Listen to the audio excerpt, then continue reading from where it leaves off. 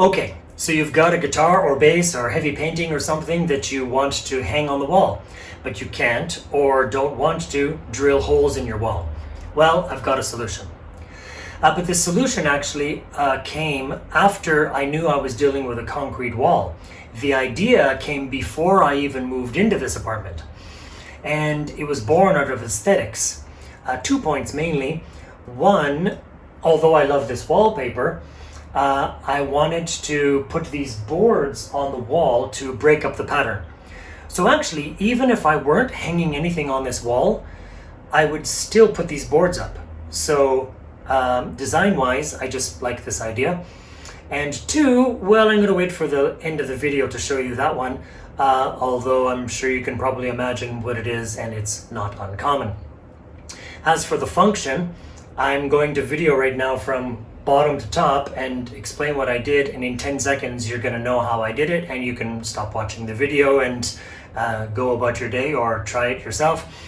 I will after that explain in detail exactly how I did it, so you can do something similar if you like. Okay, here we go. Okay, so here's the bottom. Maybe you can see that there's a little piece of foam under the board, and as we go up here you can see that I actually had to use 2 pieces of wood, and I'll show you later how I join those together. I would like to have used 1, but I couldn't find one long enough. And then the guitar hanger, and at the top you can see this L bracket, and the board just fits under there. I can pull on this a fair amount and it doesn't move. The beauty of this design is the L bracket is long enough so that I can take these things off. They come out from under, or I can move them from side to side so I can get them out of the way of the keyboard or the drums anytime I want.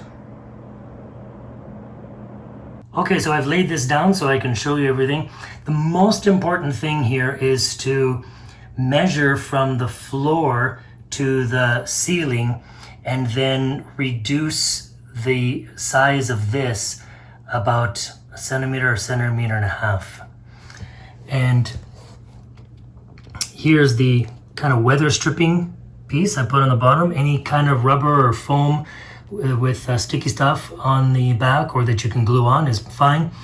I had to cut the board to match the height that I wanted, so I cut little squares with the leftover blocks and glued them on here to keep the space between the wall and the board even throughout.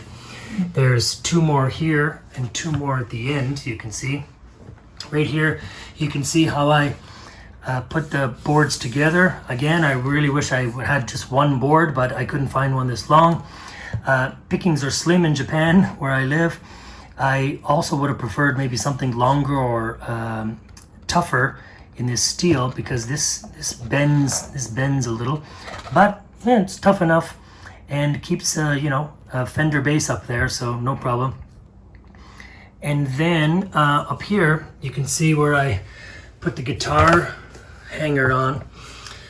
I would have preferred a bolt with a washer and a nut here, but I couldn't find one that I liked, and I had some of these drywall anchors lying around, so I tried it, and yeah, it worked really well. I had to cut off the top of it, of course, so that it didn't hit the wall. This screw was fine, even though it's sticking out. And there you go. That's it. That's the whole thing.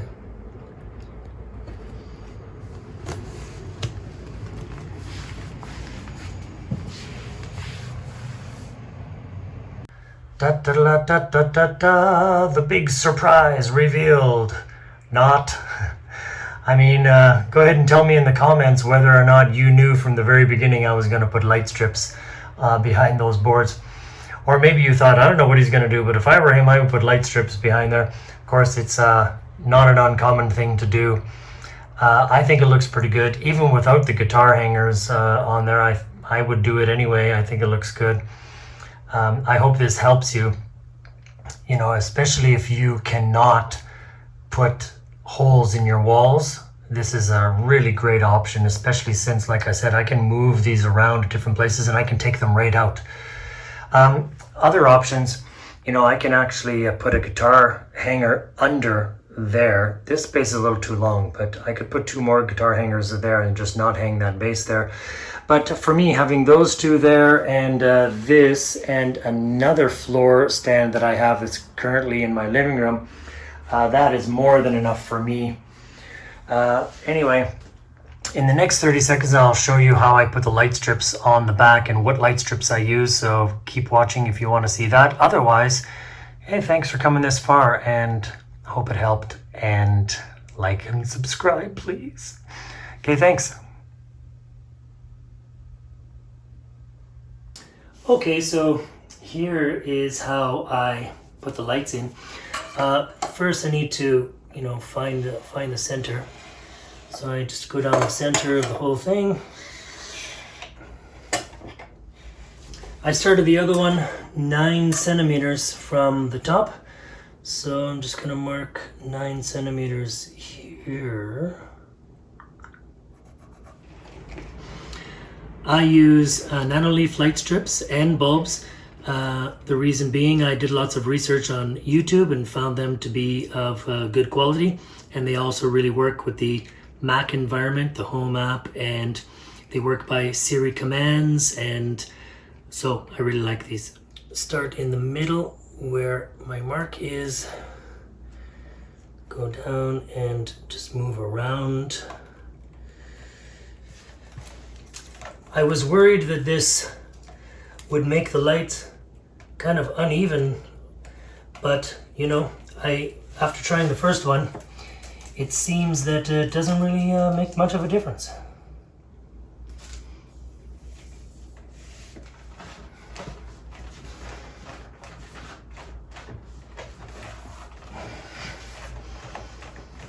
And at the bottom also, I'm putting a little dab of glue on here. I want this control thing to be right side up so I can control it with my fingers from behind if I ever need to. So I'm just going to put it like here. I want to make sure that this can go down, and yeah, something like that is good. So I'll just remove the 3M tape from here. And there we go. Done.